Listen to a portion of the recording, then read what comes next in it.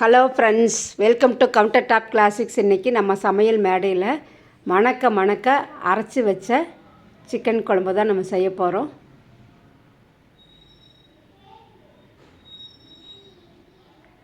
One part chicken குழம்புன்னு கூட சொல்லலாம். அந்தளவுக்கு வந்து ஈஸியாக செய்யலாம். வாங்க.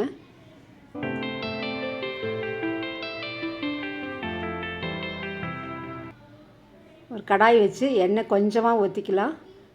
இதில் ஒரு 6-7 காஞ்ச மிளகாயும் 2 வந்து காஷ்மீரி சில்லி போட்டிருக்கிறேன்.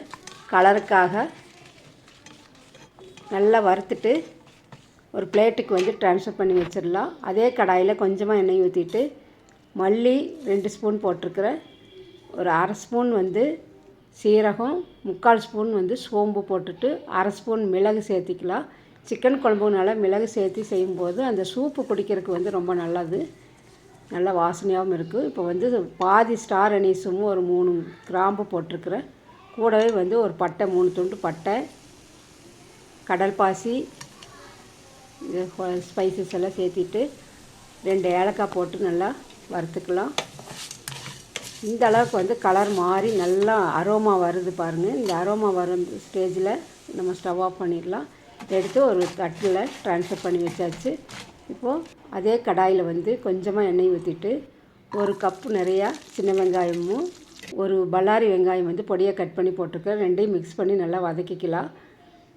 வெங்காயம் வந்து கொஞ்சம் ஓரளவுக்கு வதங்கின பிறகு 1 ஸ்பூன் வந்து நம்ம பாப்பி சீட்ஸ் கசகசா சேர்த்திக்கலாம். கசகசா வந்து உடம்புக்கு நல்லது, குளிர்ச்சியானது. 2 கொத்து கருவேப்பிலை சேர்த்தி நல்லா வதங்க விட்டுடலாம். வெங்காயம் வந்து நல்லா வதங்குற ஸ்டேஜில் ஒரு 2 தக்காளி, மீடியம் சைஸ் தக்காளியும் கட் பண்ணி போட்டுடலாம். தக்காளி வந்து நல்லா வதங்கட்டும். அதுக்குள்ளே நம்ம இஞ்சி பூண்டு விழுது வந்து அரைச்சி எடுத்துகிட்டு வந்துடலாம். இப்போது ஒரு கப்பில் போட்டாச்சு. தக்காளி வந்து வதங்கிடுச்சு பாருங்கள். இந்த அளவுக்கு வதங்கிடுச்சு. நம்ம ஸ்டவ் ஆஃப் பண்ணி விட்டுடலாம், ஆறட்டும். இப்போ இந்த மல்லி சீரகம் ஆறிடுச்சு. மிக்சர் ஜாரில் சேர்த்தி கொஞ்சமாக மஞ்சத்தூள் சேர்த்தி அரைச்சி எடுத்துகிட்டு வந்துடலாம். ஃபைனாக இந்த அளவுக்கு அரைச்சாச்சு. இப்போது அந்த ஆற வச்ச வெங்காயம் தக்காளியும் இது கூட சேர்த்து அரைச்சி எடுத்துகிட்டு வந்துடலாம். இன்னைக்கு கொஞ்சம் ஆறணும். அதுக்குள்ளே வந்து குக்கர் வந்து நம்ம ரைஸ் எடுத்து வச்சிடலாம். இப்போ தக்காளி வந்து இது கூட ஆட் பண்ணியாச்சு. தக்காளி நல்லா ஃபைனாக அரைச்சி எடுத்துகிட்டு வந்துடலாம். இப்போ பாருங்கள், நல்லா கலர்ஃபுல்லான மிளகு வந்து ரெடி ஆயிடுச்சு. இந்த மிளகு பார்த்தாலே குழம்பு வந்து டேஸ்ட்டாக இருக்குன்னு சொல்லிட்டு நம்ம தெரிஞ்சுக்கலாம். அந்த அளவுக்கு வந்து நல்லா ஃபைனாக இருக்குது பாருங்கள். கலர்ஃபுல்லான மிளகு ரெடி ஆகிடுச்சு. இன்றைக்கி வந்து நான் 1 பார்ட் சிக்கன் குழம்புனால குக்கர் வச்சுருக்கிறேன். குக்கரில் கொஞ்சம் எண்ணெய் ஊற்றிட்டு எண்ணெய் நல்லா சூடான பிறகு கடுகு, ஒரு பிஞ்ச் வந்து சோம்பு சேர்த்திக்கிறேன்.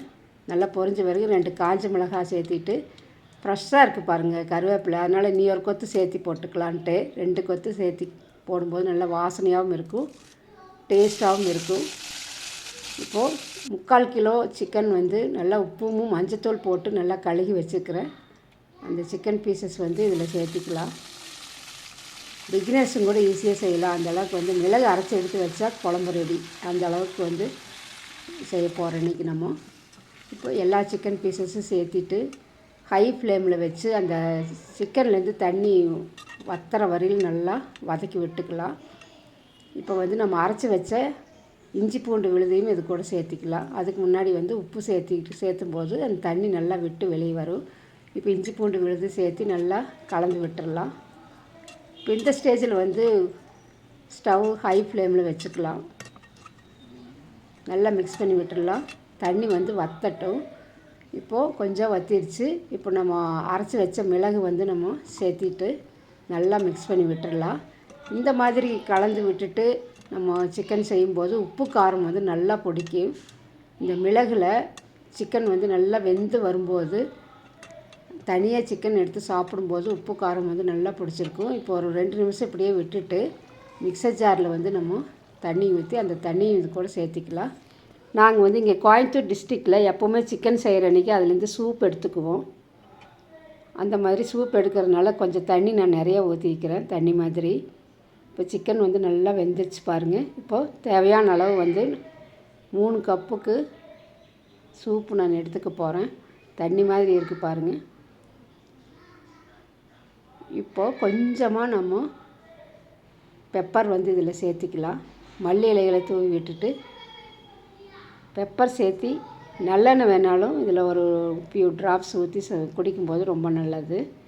வெயில் அதிகமாக இருக்கிறதுனால காரம் வந்து இன்றைக்கி நான் கொஞ்சம் கம்மியாக தான் சேர்த்திக்கிறேன். இப்போ பெப்பர் போட்டுட்டு நல்லா கலந்து விட்டுட்டு கப்புக்கு வந்து ட்ரான்ஸ்ஃபர் பண்ணி விட்டுடலாம்.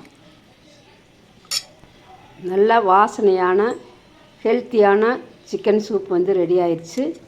இந்த மாதிரி நீங்களும் ஒரு தடவை ட்ரை பண்ணி பாருங்கள், ரொம்ப நல்லாயிருக்கும் டேஸ்ட்டு.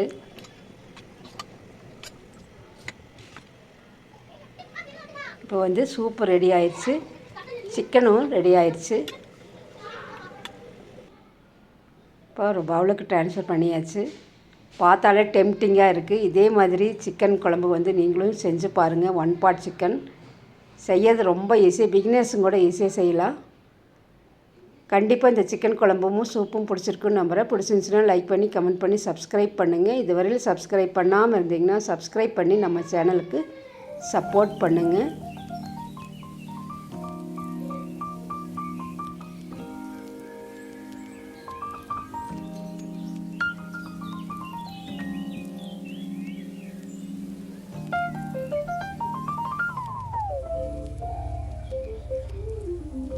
Thanks for watching.